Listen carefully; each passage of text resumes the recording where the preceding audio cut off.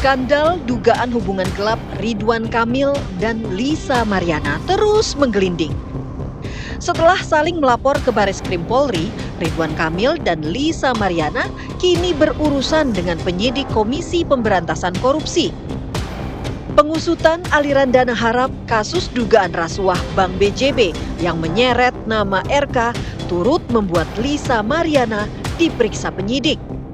Benarkah KPK tengah mengusut dugaan tindak pidana pencucian uang dalam kasus Bank BJB? Apa keterkaitan Lisa Mariana dalam kasus tersebut? Terkait dengan aliran uang yang diterima oleh saudari LM ya dalam pengakuannya berasal dari saudara RK yang kemudian itu ditelusuri apakah uang yang diberikan oleh saudara RK kepada saudari LM ini adalah uang yang bersumber dari dana non-budgeter dalam pengadaan iklan di BJB. Lisa Mariana tak menampik ada fulus dari RK yang mengalir ke kantong pribadinya. Tapi RK mengaku uang yang diberikan kepada selebgram itu tidak ada sangkut pautnya dengan kasus suap Bank BJB. Putar apa aja kali ini mengenai kasusnya Pak Ridwan Kamil di Bank BJB. Benar kan adanya aliran dana tersebut? Ya kan buat anak saya. Berarti benar. Berapa total keseluruhan di sana? Teman-teman, semua sudah dijelaskan dana pribadi semuanya. Dalam skandal korupsi pengadaan iklan di Bank Pembangunan Daerah Jawa Barat dan Banten atau BJB tahun anggaran 2021 hingga 2023, KPK mengendus adanya aliran dana non-budgeter ke sejumlah pihak. Berdasarkan hasil penyidikan, Direktur Utama serta Komisaris Bank BJB ketika itu menyediakan uang untuk kegiatan non-budgeter, termasuk salah satunya untuk melayani permintaan dari sejumlah pejabat di pemerintah Provinsi Jawa Barat. KPK menduga aliran dana non-budgeter Bank BJB tersebut turut dinikmati Ridwan Kamil yang ketika itu menjabat sebagai Gubernur Jawa Barat. Fulus hasil kutipan dari anggaran iklan Bank BJB itu diduga digunakan RK untuk berbagai hal, mulai dari membeli mobil antik hingga membayari keperluan selebgram Lisa Mariana. KPK mengkonfirmasi terkait dengan aset-aset yang dimiliki oleh saudara RK, baik yang sudah dilaporkan di LHKPN ataupun aset-aset lain yang diduga belum masuk di dalam laporan LHKPN-nya. Terus ditelusuri ya, jadi dari volume money, dari dana non-budgeter di Korsek BJB ini kemudian diduga mengalir ya, baik diduga kepada saudara RK, kemudian kepada pihak-pihak lain, ini semuanya didalami, termasuk juga terkait dengan pembelian salah satu mobil antik ya yang dilakukan oleh saudara RK kepada saudara IH gitu ya, di mana dalam proses pembelian itu juga diduga belum dibayar sepenuhnya, sehingga kemudian saudara IH mengembalikan sejumlah uang yang sudah dibayarkan oleh saudara RK dalam pembelian mobil antik tersebut. Hanya wajar nggak yang diberikan? Kan gitu, itu nanti KPK kan melihat kewajaran. Misalkan seseorang diberikan sekian ratus, wajar nggak? Hubungannya apa? Kapasitasnya apa?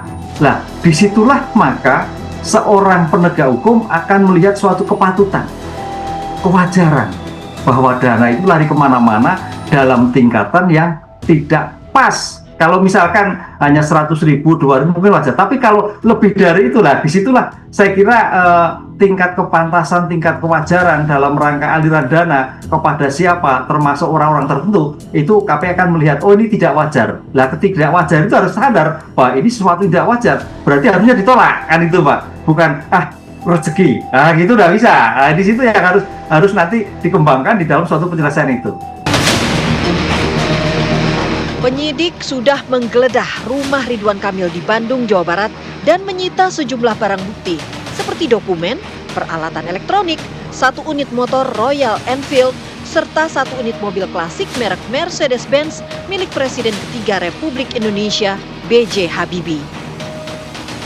Mobil itu dibeli RK melalui anak B.J. Habibie, Ilham Habibie, dengan cara dicicil. Belakangan, Ilham Habibie mengembalikan cicilan yang sudah diberikan RK kepada dirinya ke KPK. Meski KPK sudah melakukan berbagai upaya paksa, Ridwan Kamil hingga kini masih berstatus sebagai saksi. Lantas, akankah ada tersangka baru kasus dugaan korupsi Bank BJB dalam waktu dekat?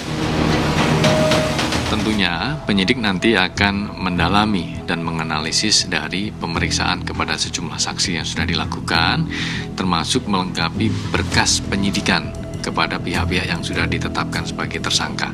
Ya, nanti kalau sudah lengkap, nanti akan berproses di persidangan dan kita akan melihat fakta-fakta di persidangan seperti apa.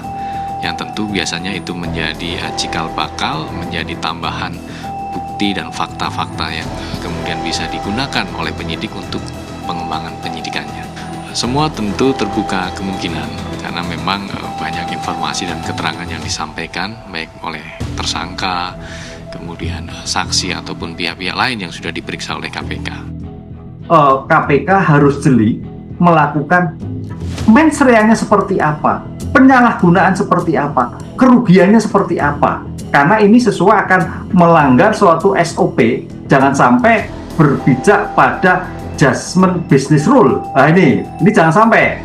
Ini ada suatu tindakan korupsi. Dengan demikian, ini sebagai pembelajaran terhadap perbankan untuk dalam rangka menjalankan suatu manajemen keuangan.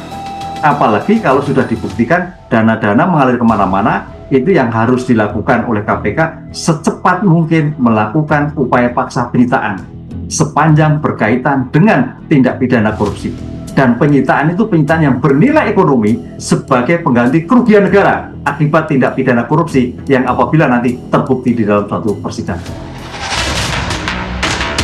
KPK telah menetapkan total 5 orang tersangka dalam kasus dugaan korupsi Bank BJB.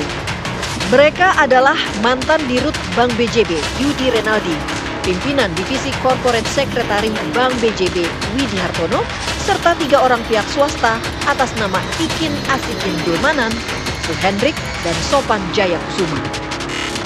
Aksi Pat Gulipat per tersangka diduga menimbulkan kerugian negara hingga 222 miliar rupiah.